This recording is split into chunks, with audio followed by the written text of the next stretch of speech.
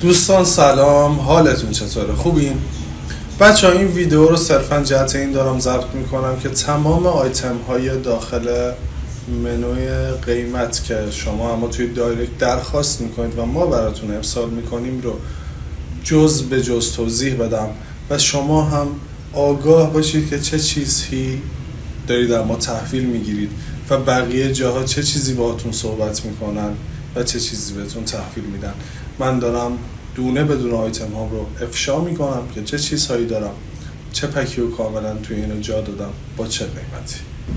خب میرسیم به اولین آیتمی که اونجا دارید میبینید نوشته شده 2 عدد دوربین ثابت یا 3 عدد دوربین ثابت. بچه ها تعداد دوربین ثابت بستگی به تعداد مهموناتون و فضای سن رقصتون داره که تعدادش 2 تا باشه یا 3 تا باشه. مبحث بعدی که اون پایین نوشته شده 2 تا کیفیت دوربین نوشته شده که کنون 5D و سونی آلفا 7 هستش. نگاه کنید، دوربین 5D سال 2016 وارد بازار کار شد و از اون موقع تا الان که 2024 هستیم داره کار میکنه و تقریبا با دوربین های رنج مدیوم و سونی داره رقابت میکنه. پس یعنی چی؟ یعنی کیفیت متوسط رو به بالایی رو بهتون ارائه میده برای تصویربرداری داخل مراسم. مشتری های من اغلب برای مراسم هایی که مثلا ضروری نیست، اصلی نیست، مثل مراسم نشان، مراسم عقد، حالا بزن و برقص داشته باشه یا نه، برای اینها اونو رزروش میکنن. اما دوربین سونی کیفیت فوق‌العاده‌ای داره، سال ساختش جدیدتره و کیفیت ماندگاری رو بهتون تحویل میده. کنار کنون و سونی هر کدومشون یک قیمتی رو میبینید که این قیمت فقط بابت تصویربرداری یا کیفیت دوربین نیستش. توی این قیمت تدوین داخل مراسم 5 تا کلیپ برای داخل مراسم در نظر گرفته شده که کلیه اینها یعنی تصویربرداری، کیفیت دوربین، تدوین و کلیپ های داخل مراسم همه با هم جمع شده و به این قیمت محاسبه شده. این از این. یه دونه آیتم که میاد پایینی میبینید نوشته شده کرین، 1 عدد یا 2 عدد. دوستان نگاه کنید، توی مراسمات عروسی که میرید خب 100% دیدید که تصویربردارا یک میله 4 یا 6 متری رو گذاشتن که دوربین رو بهش نصب کردن و از بالا دارن فضای سن رقص رو تصویربرداری میکنن. به اون دستگاه کرین گفته میشه که یکی از واجبات تصویربرداری داخل مراسمی که باید باشه، که همونطوری گفتم برای مراسم شیرینی خوران یا برای مراسم اصلی که بهش حنا بندون گفته میشه اگه اشتباه نکنم باید رزرو بشه، چون یک تصویر خیلی خوبی نسبت به دوربین‌های ثابت میده. آیتم بعدی تایتلش خورده که عکاس مراسم، اما در اصل کارایی این آیتم رو میخوام بهتون بگم چیه. ما توی بالا صحبت کردیم که دوربین‌های ثابت و کرین رو داریم، اما توی این آیتمی که نوشته شده ما دوربین سونی که میاریم داخل مراسم و باید این رو رزرو بکنید، یه دوربین دورانی هستش که برای مراسم‌های خاصتون مثل ورودیتون، رقص عروس‌داماد، رقص تانگو، رقص حنا و انواع اقسام مراسم‌های 2 نفرتون به کار به صورت ثابت اضافه میشه و برای تدوین به صورت ثابت اضافه میشه. حالا اگه 3 تا دوربین رزرو کرده باشید برای داخل مراسمتون، توی مونتاژ مراسم‌های 2 نفرتون رو 4 دوربینه میبینید و این 2 تا حالت مختلف داره. یکی عکاسی خانوادگی، یکی عکاسی لحظه‌ایه. جفتش رو هم اگه بخواید ما میتونیم با هم همزمان اجرا بکنیم. عکاسی خانوادگی چیه؟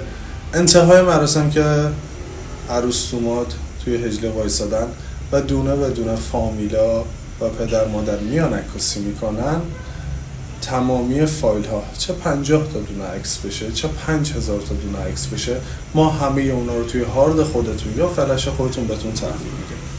عکاسی لحظه‌ای چیه؟ عکاسی لحظه‌ای از بدو ورود عروس و داماد تا انتهای مراسم یک دوربین دیگه به کار اضافه میشه که کلا عکاسی میکنه، عکس لحظه‌ای میگیره، اسمش مشخصه. کاملا موقع رقصتون، مهموناتون که سر میز نشستن، پدر مادر و عروس داماد و هر چیزی که اونجا پشه میپره بچه‌های ما عکس میگیرن و این آیتم بیشتر برای اوناییه که عشق عکسن. بچه پایینی که نگاه بکنید نوشته کلیپ روز مراسم که توی جزئیاتش نوشته کلیپ عمارت یا باغ. نگاه کنید روز مراسم که شما آماده میشید با لباس عروس، لباس داماد، میکاپ و شینیونی که دارید، میخواید شب برید سالار در کنار مهموناتون باشید، ما قبل این همه اینها شما رو برای عکاسی میبریم یا عمارت یا فضای باز که ما کارمون رو انجام بدیم. در اون حین با رزرو این آیتم ما یک کلیپ 1 تا 3 دقیقه‌ای براتون جمع میکنیم به عنوان یادگاری که شما با میکاپ اون روزتون و لباس و آرایش اون روزتون یک سری صحنه‌های عاشقانه به عنوان یادگاری داشته باشید.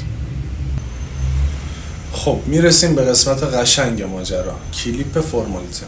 بچه‌ها تمام این مناطقی که اینجا اسمش نوشته شده خب شامل 3 لوکیشن تصویربرداری و توی 2 روز مختلف انجام میشه. به طور مثال شهرستان تالش.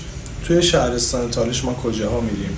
کوه اصالم، جنگل گیسو و یک دریایی که لوکیشن شخصی هستش و ما اونجا میریم تصویربرداریمون رو انجام میدیم. حالا آیتم پایینیش چیه؟ مثلا منجیل. دیگه توی این لوکیشن هایی که توی شهرستان تالش گفتم یکیش حذف میشه، مثلا کوه اصالم ما حذف میکنیم و توربین های منجیل رو به کار میاریم که این میشه خودش داخل خود تدوین میشه 2 تا کلیپ مختلف، چون توربین ها توی یه روز مجزا ما میریم اونجا تصویر برداری میکنیم و یک کلیپ با سبک و استایلی که ما بهتون پیشنهاد میکنیم شما تایید میکنید تصویر برداری میشه، بهتون تحویل داده میشه و لوکیشن جنگل و دریا باقی میمونه. حالا به طور مثال ما کوه اصالم رو حذف کردیم امروز. خب میرسیم به آیتمی که توی منو نوشته نشده ولی رزروش جزو واجبات. چه آیتمی؟ هلشات و FPV.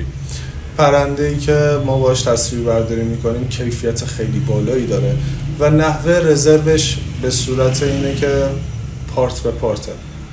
یک پارت فرمالیته هستش، یک پارت روز مراسم که ما میریم برای عکس و فیلم گرفتن و یک پارت هم داخل مراسم هستش. دوستان هر پارت تصویربرداری اینا 4 میلیون تومان محاسبه میشه که 3-4 تا 12 تومان، ولی برای عروس دامادایی که پک کامل و با ما میبندن ما این قیمت رو 10 میلیون محاسبه کردیم.